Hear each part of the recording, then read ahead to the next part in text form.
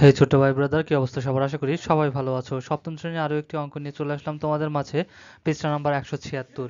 পৃষ্ঠা নাম্বার 176 যদি তোমরা ওপেন করো তাহলে দেখবা যে ওইখানে এরকম একটা একক কাজ আছে, ঠিক আছে? সো একক কাজে এরকম একটা ছক আছে এবং এই ছকটা আমাদের পূরণ করতে হবে, ঠিক আছে? বলছে যে নিচের ছকটি খাতায় তৈরি করে নির্দেশনা অনুসারে পূরণ করো, ঠিক আছে? আচ্ছা, এখানে আমাদের বলছে কি বৃত্তের ব্যাসার্ধ আর দ্বারা প্রকাশ করা হয়, বৃত্তের ব্যাসকে ডি দ্বারা প্রকাশ করা হয়, বৃত্তের পরিধিকে সি দ্বারা প্রকাশ করা হয়, ঠিক আছে? আচ্ছা, এখন আমাদের কি করতে হবে? এই ঘরগুলো আমাদের কি করতে হবে? যে খালি ঘরগুলো আছে এগুলো আমাদের পূরণ করতে হবে। তাহলে দেখো তো এখানে 7 সেন্টিমিটার ব্যাসার্ধ, তাহলে ব্যাস কত হবে? আমরা বলছিলাম ব্যাসার্ধ কোনটা মনে আছে না? দেখো তো, মনে করো এইটা যদি একটা বৃত্ত হয় আর এইটা যদি একটা কেন্দ্র হয়, ঠিক আছে? মনে করো এইটা হচ্ছে বৃত্তের কেন্দ্র। তাহলে এই কেন্দ্র থেকে পরিধি পর্যন্ত যে যদি নেই আমরা একটা রেখা, তাহলে এইটা হবে কি? এটা হবে ব্যাসার্ধ। অর্থাৎ কেন্দ্র থেকে বৃত্ত পর্যন্ত, সরি, কেন্দ্র থেকে পরিধি পর্যন্ত আর পরিধি থেকে বৃত্ত পর্যন্ত, যেটাই বলি না কেন, যদি এই পর্যন্ত আসে তাহলে সেটা হবে কি? ব্যাসার্ধ। আর যদি একদম সম্পূর্ণ, একদম এই মনে করো এই পাশ থেকে একদম এই পাশ পর্যন্ত আসে তাহলে সেটা হয়ে যাবে ব্যাস। বা আবার এটাও হতে পারে একবার এখান থেকে এই পাশ পর্যন্ত, ঠিক আছে? যদি চলে যায় তাহলে সেটা হবে ব্যাস। কিন্তু যদি পরিধি থেকে মাত্র বৃত্ত পর্যন্ত মাঝখানের যে কেন্দ্র, সেই কেন্দ্র পর্যন্ত এসেই থেমে যায়, তাহলে সেটা হবে ব্যাসার্ধ।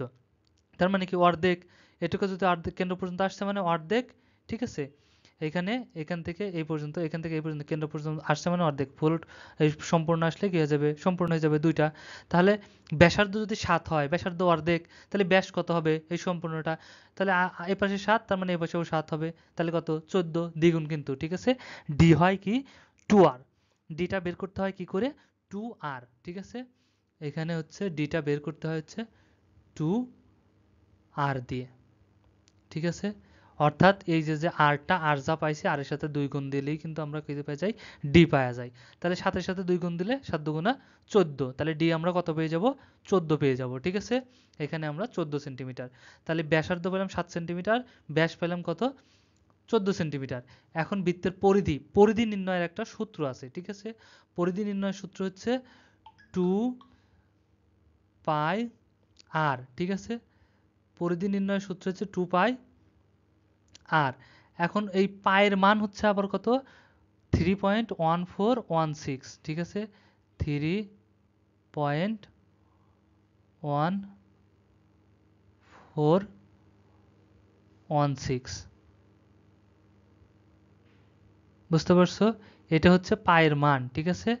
পায়ের মান 1416, 3.1416। তাহলে এখন আমাদের কি করতে হবে?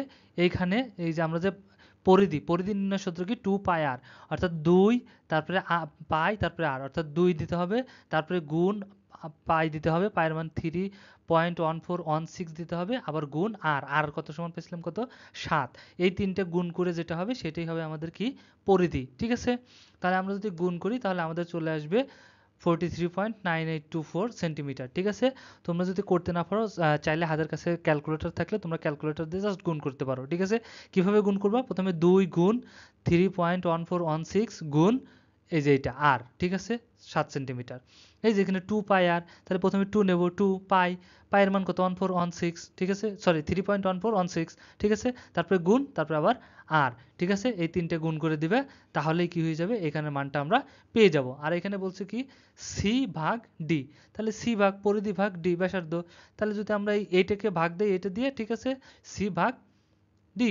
আমরা যদি এটাকে ভাগ দেই 14 দিয়ে, যদি এই ডি কত আছে? 14, তাহলে 14 দিয়ে যদি আমরা একে ভাগ দেই তাহলে আমরা পেয়ে যাব কত? 3.1416, ঠিক আছে?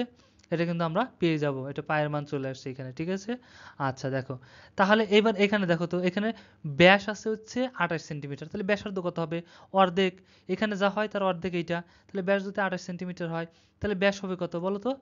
14 সেন্টিমিটার, 14 দুগুণ 28 যেহেতু, তাহলে 14 সেন্টিমিটার। এখন পরিধি বের করবো কিভাবে? সেম ভাবে 2 গুণ, তারপরে এটা 2 গুণ এই হচ্ছে পাই, তার পায়ের মান পাবো কত?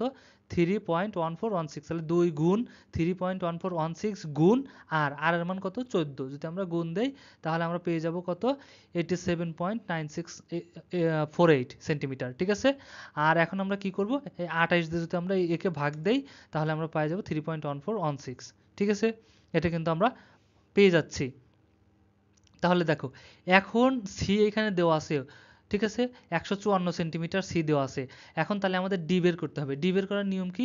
আর ডি পাওয়ার নিয়ম হচ্ছে একটা, সেটা হচ্ছে যে আমরা ডি পেতে পারি কি করে, পরিধি থেকে ডি জিতে গেলে কি করতে হয়, সি ভাগ পাই, অর্থাৎ সি ভাগ পাইকে পাই দিয়ে ভাগ দিতে হয়। সি এর মান কত, 154, ঠিক আছে, 154, তাহলে 154কে আমরা ভাগ দেবো কত দিয়ে, পায়ের মান দিয়ে, ঠিক আছে।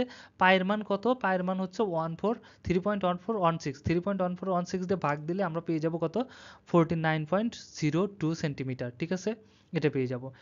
তারপরে এটার পেয়ে গেছি, এটার ব্যাস পাইছি, তাহলে ব্যাসার্ধ কত হবে, এটার অর্ধেক, এটাকে আবার 2 দিয়ে ভাগ দাও, তাহলেই দেখো চলে আসবে কত, 24.51 সেন্টিমিটার, ঠিক আছে।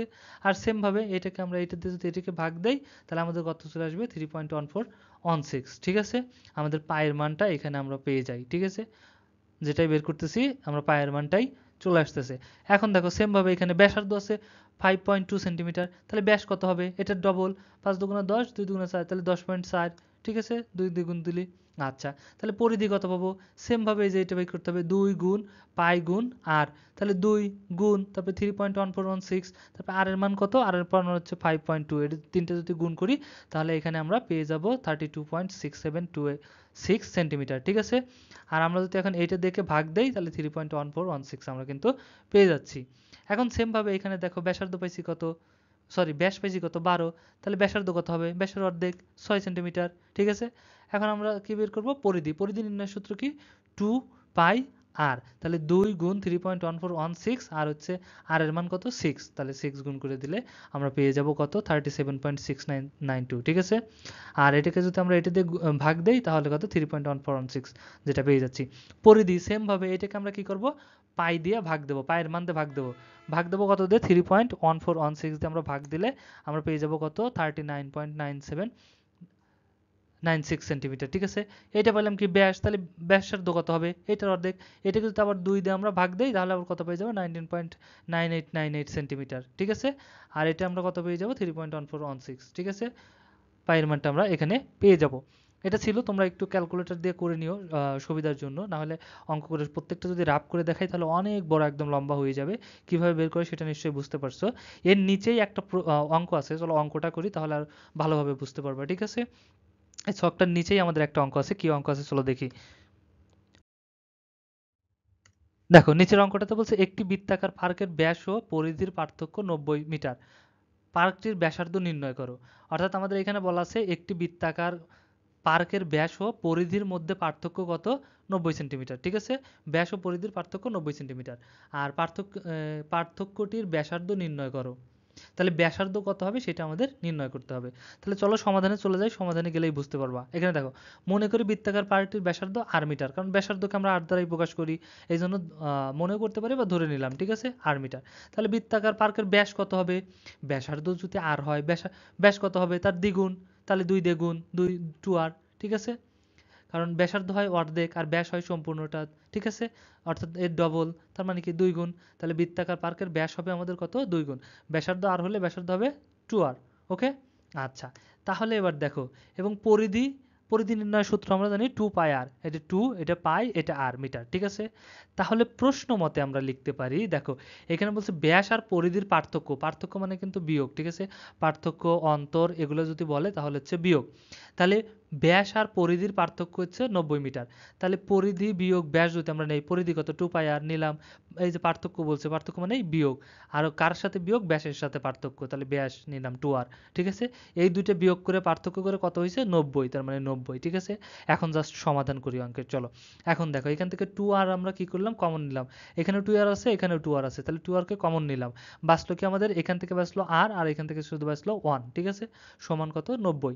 তাহলে এখন আমরা কি করতে পারি, এইটাকে এই পাশে রাখলাম, 2 এই পাশে গুণ আকারে আছে, এই পাশে সমান চিহ্নের এই পাশে আসলে ভাগ হয়ে যাবে, তাহলে 2 দিয়ে 90 কে যদি ভাগ দেই কত হয়ে যাবে বলো তো, এখানে কিন্তু আমাদের হয়ে যাবে 45, ঠিক আছে।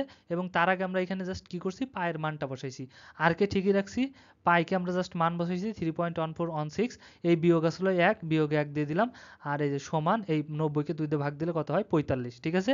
এখানে আমরা একটা উল্লেখ করে দিলাম যে পায়ের মান বসায় পাই, পায়ের মানটা হচ্ছে 3.1416, ঠিক আছে। আচ্ছা, এবার দেখো আমরা যদি এটাকে কি করি, আরটা ঠিকই আছে, এই ব্র্যাকেটের সামনে কোনো চিহ্ন নাই মানে কি চিহ্ন আছে? গুণ চিহ্ন আছে। আচ্ছা, এবার এই এক পূর্ণ সংখ্যা, তিনও পূর্ণ সংখ্যা, তাহলে এই 3 এর থেকে 1 বাদ দিলে 2, আর এই পয়েন্টের পর যা আছে তাই থাকবে 1.1416, ঠিক আছে? আর এই পাশে হচ্ছে 45, তাহলে এই পাশে 2.1416 কি আকারে আছে? গুণ আকারে। তাহলে একে যদি এই পাশে নিয়ে আসি অঙ্ক করার ক্ষেত্রে, সেক্ষেত্রে কি হয়ে যাবে বলো তো? ভাগ হয়ে যাবে কিন্তু, ঠিক আছে? তাহলে 8টাকে এই পাশে রাখলাম, 45 এটাকে নিয়ে আসলাম, ভাগ হয়ে গেল 2.1416, ঠিক আছে? এই 45কে যদি 2.1416 দিয়ে ভাগ দেই তাহলে আমরা কত পেয়ে যাব? 21.01 প্রায়, ঠিক আছে? এটা তোমরা চাইলে ক্যালকুলেটর দিয়ে একটু ভাগ করে দেখতে পারো, ঠিক আছে? তাহলে আমরা আর পেয়ে গেলাম। তাহলে আমাদের বলছিল পার্থক্য, ঠিক আছে? ব্যাসার্ধ কি বলছিল? ব্যাসার্ধ। ব্যাসার্ধ আর দ্বারা প্রকাশ করি, তাহলে আরটাই হচ্ছে আমাদের ব্যাসার্ধ। ব্যাসার্ধ কত পেয়ে গেলাম? 21.01, ঠিক আছে? তাহলে অর্থাৎ পার্কটির ব্যাসার্ধ 21.01 মিটার, এটাই, ঠিক আছে? আশা করি বুঝতে পারছো। ভিডিওটা ভালো লাগলে অবশ্যই একটা লাইক দিয়ে দিও, আর বন্ধুদের সাথে শেয়ার করতে কিন্তু একদমই ভুলো না। দেখা হচ্ছে নেক্সটে, ততক্ষণ সবাই ভালো থাকো, সুস্থ থাকো, আল্লাহ হাফিজ।